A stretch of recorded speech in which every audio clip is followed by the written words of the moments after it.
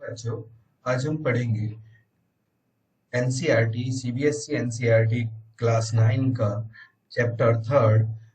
क्योंकि first chapter धूल है वो हटा दिया है, तो थर्ड चैप्टर शरद जोशी इनका तुम कब जाओगे अतिथि, शरद जोशी जी के द्वारा लिखा हुआ, तो इसको आज हम पढ़ेंगे।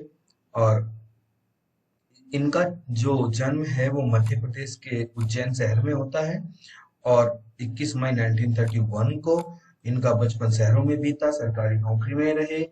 और ये बहुत बड़े व्यंग लेखककार हैं।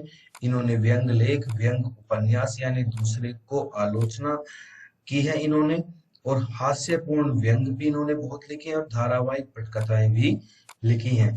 तुम कब जाओगे अतिथि पर भी एक फिल्म बन चुकी है, उसमें अजय देवगन जी की। तो इनकी बहुत व्यंग करती हैं कृतियां हैं। प्रकृमा, किसी बहाने, जीप पर सवार इल्लियां, तिलस्म रहा, किनारे बैठ, दूसरी सतह और प्रतिदिन। दो व्यंग नाटक हैं, अंधों का हाथी और एक था गधा। एक उपन्यास है, मैं केवल मैं, और सिर्फ कमलमुख भी है। तो ये सिर्फ हास्य व्यंग है, और ये व्यंग है यानी दूसरे पर कटाक्ष किया है, समाज को एक सही दिशा दी है इन्होंने। और इनका प्रस्तुत पाठ तुम कब जाओगे अतिथि में शरद जोशी ने ऐसे व्यक्तियों की खबर ली है, यानी ऐसे व्यक्तियों को सही आईना दिखाया है जो किसी परिचित या रिश्तेदार के घर पर बिना कोई पूर्व सूचना दिए हुए चले जाते हैं, और फिर कितने दिन तक भले ही नाम नहीं लेते जाने का, और भले ही उनका टिकना रहना मेजबान पर कितना ही भारी क्यों ना पड़े, परंतु अच्छा अतिथि कौन होता है ये बता देते हैं, और मेजबान को बचाने के लिए इन्होंने कोशिश की है। तो आइए हम जान लेते हैं तुम कब जाओगे अतिथि।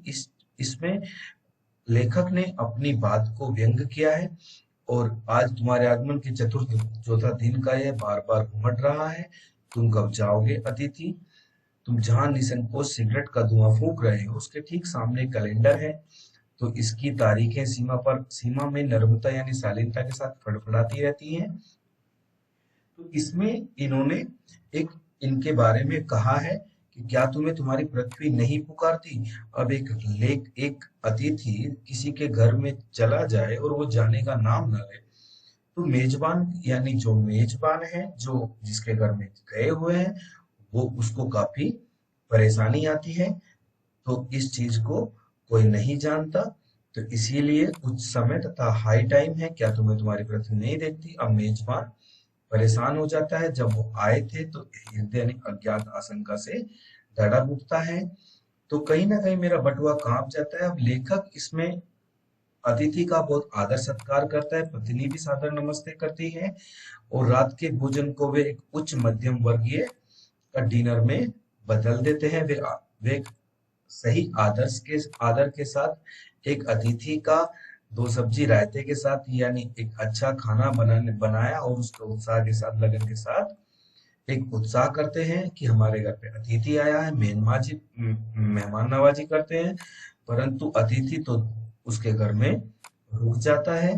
अब वो उसको छोड़ने जाना चाहता था, वो उसकी मुस्कान, उसका स्वीट होम को परेशान कर देता है। अब उनको परेशानी होने लगी है, परंतु वो तो स्वागत सत्कार के चक्कर में जिस उच्च बिंदु पर हम जा चुके हैं, भोजन को भी लंच की गरिमा प्रदान कर देते हैं।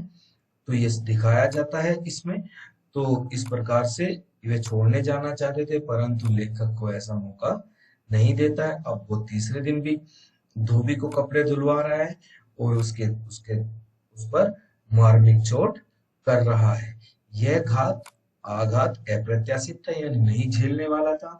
दूसरे के घर में अब एक दिन के लिए मेहमान हो, पर यह नहीं है कि अब 3 3 4 दिन दूसरे के घर में रुका जाए। तो अतिथि सदा देवता नहीं होता, वह मानव और थोड़े अंशों में राक्षस भी हो सकता है। तो इस प्रकार का एक चैप्टर है शरद जोशी जी का लिखा हुआ। इन्होंने एक कटाक्ष किया है समाज के ऊपर। तुम्हें जल्दी जाना है, चलो चलते हैं। अपनी सहज बनियान और औपचारिक कुर्ता डालने जा रहे हैं। कहाँ जा रहे हैं, पत्नी ने पूछा। इनके कपड़े लॉन्ड्री पर देने हैं तथा धुलवाने हैं। तो अब बताइए, उन्होंने उनके अकेलेपन की यात्रा का समाप्त कर बिस्तर खोल दिया, यानी वे परेशान होने लगे। मेजबान परेशान हो जाता है कि ये अतिथि अधिक दिनों तक ठहरेगा। अब तुम कब जाओगे अतिथि, इसमें अतिथि को कहा जाता है, एक दिन के लिए अतिथि होता है, परंतु अतिथि दूसरे के घर की स्वीट होम स्वीटनेस को खत्म कर देता है, बर्बाद कर देता है। और वो जो सबसे पहले शुरुआत जो आदर सत्कार के साथ एक व्यवहार किया जाता है, वो भी समाप्त धीरे धीरे होने लगता है।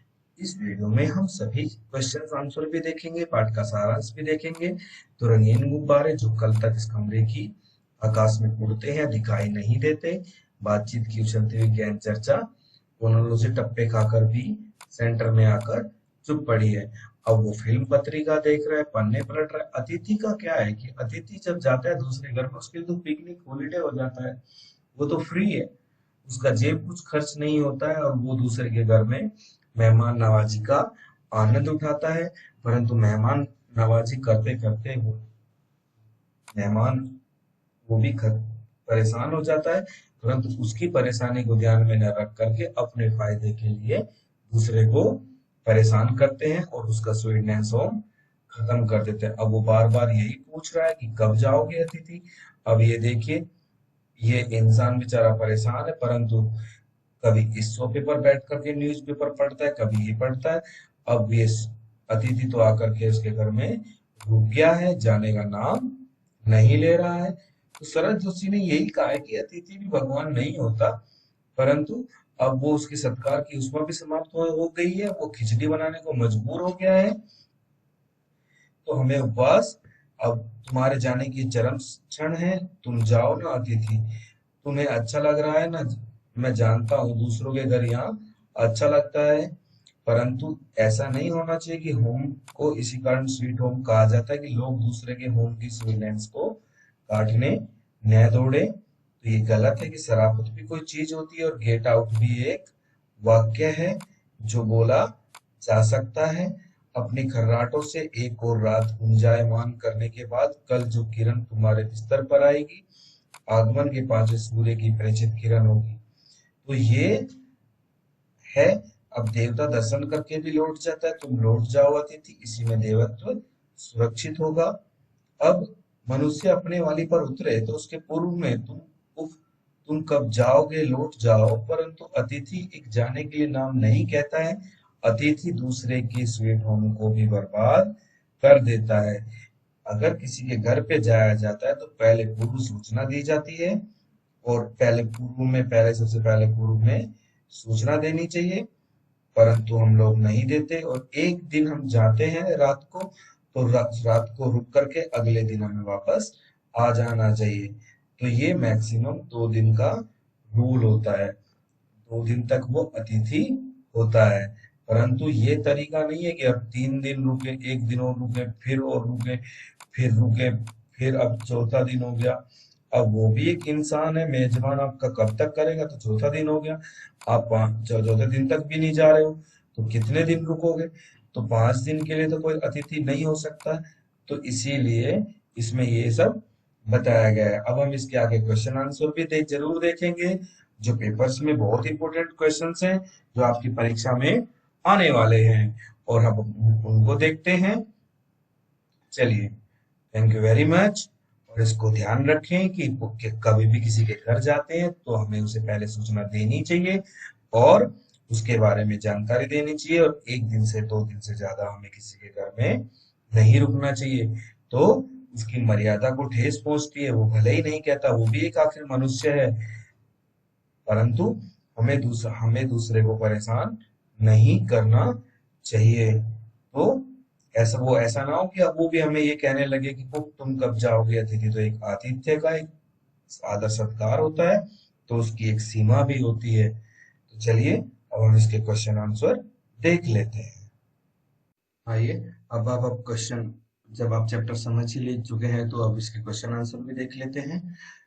ये स्पर्श एनसीईआरटी, सीबीएसई एनसीईआरटी स्पर्श से क्लास 9 का 4 चैप्टर है, तुम कब जाओगे। और अब ये 3 हो गया, क्योंकि पहला जो चैप्टर था वो धूल, वो हटा दिया गया है 2020 में सीबीएसई ने, तो ये चेंज है, तो चैप्टर 3 है तुम कब जाओगे अतिथि। शरद जोशी जी के द्वारा लिखा हुआ एक व्यंग है। व्यंग यानी एक प्रकार का आलोचना की गई है कि जो अतिथि जो जिस तरह से करते हैं व्यवहार, उसके बारे में लिखा गया है। तो चलिए हम इसे देख लेते हैं। पहला क्वेश्चन है, निम्नलिखित प्रश्नों के उत्तर एक दो पंक्तियों में दीजिए। तो पहला है, अतिथि कितने दिनों से लेखक के घर पर रह रहा है? अतिथि 4 दिनों से लेखक के घर पर रह रहा है। अब सेकंड क्वेश्चन है कि कैलेंडर की तारीखें किस तरह फड़फड़ा रही हैं? कैलेंडर की तारीखें अपनी सीमा में नर्मता यानी एक शालीनता के साथ फड़फड़ा रही हैं। पति पत्नी ने मेहमान का स्वागत कैसे किया? पति एक स्नेही भीगी मुस्कुराहट के साथ अतिथि से गले मिला और पत्नी ने सादर अतिथि को सादर नमस्ते किया था। अब नेक्स्ट क्वेश्चन देखते हैं, दोपहर के भोजन को कौन सी गरिमा प्रदान की गई? दोपहर के भोजन की लंच की गरिमा प्रदान की गई। नेक्स्ट क्वेश्चन है, तीसरे दिन सुबह अतिथि ने क्या कहा? तीसरे दिन सुबह अतिथि ने कहा कि वह धोबी को कपड़े देना चाहता है। तो इसमें उसको लगा कि जिसके पास आया है आतिथ्य के पास, कि वह जाने वाला नहीं है। नेक्स्ट क्वेश्चन है, सत्कार की उष्मा समाप्त होने पर क्या हुआ? सत्कार यानी एक आदर सत्कार की उष्मा यानी उसकी जो एनर्जी है, जो उसका स्वभाव है, जो उसका भाव है, एक सेंस निकलता है, वो समाप्त होने पर क्या होता है कि जब अतिथि को लगता नहीं कि अतिथि नहीं रहा, 5 दिन से घर में है, तो वो उनके लिए नॉर्मल हो गया, तो उनको उनके सम्मान में ठेस पहुंची, तो खिचड़ी बनने लगी। खिचड़ी कहते हैं एक नॉर्मल होता है जो आम घरों में बनाया जाता है, एक प्रकार का व्यंजन। लेखक, अब जो क्वेश्चन लिखेंगे हम वे 25 से 30 शब्दों में लिखेंगे। इसमें 3 लाइन या 2 लाइन के करीब का क्वेश्चन आना चाहिए। तो इसे देखते हैं। लेखक अतिथि को कैसी विदाई देना चाहता था? लेखक चाहता था कि अतिथि आए और दूसरे दिन ही चला जाता तो अच्छा होता। फिर भी वह अतिथि को भावभीनी विदाई देता। वह अतिथि को स्टेशन तक छोड़ने भी जाता, परंतु क्या है कि अतिथि तो यहाँ पर रुक गया है। तो पाठ में आए निम्नलिखित कथनों की व्याख्या कीजिए। पहला क्वेश्चन है कि अंदर ही अंदर कहीं मेरा बटुआ कांप गया। इस कथन की व्याख्या करना है, तो उसमें लिखा है प्रसंग का तत्व। यह प्रसंग तब का है जब अतिथि का अभी अभी आगमन हुआ था। अतिथि के आगमन से उसके स्वागत सत्कार के खर्चे बढ़ जाते हैं। इसमें एक मध्यम वर्गीय परिवार का पूरा बजट बिगड़ सकता है। इसलिए लेखक उस अनावश्यक खर्चे को लेकर चिंतित हो रहा था। नेक्स्ट क्वेश्चन है, अतिथि सदैव देवता नहीं होता, वह मानव और थोड़े अंशों में भी राक्षस हो सकता है। नेक्स्ट क्वेश्चन है, एक कहावत है कि अतिथि देवो भव। इसका मतलब होता है कि अतिथि देवता के समान होता है। लेकिन जब लेखक के अतिथि ने तीसरे दिन भी कपड़े धुलवाने के बहाने यह इशारा कर दिया कि वह अभी और दिन रुकेगा, तो लेखक की समझ में आया कि अतिथि हमेशा देवता नहीं होता है। लेखक को लगने लगा कि अतिथि एक मानव होता है जिसमें राक्षस की प्रवृत्ति भी दिखाई देती है।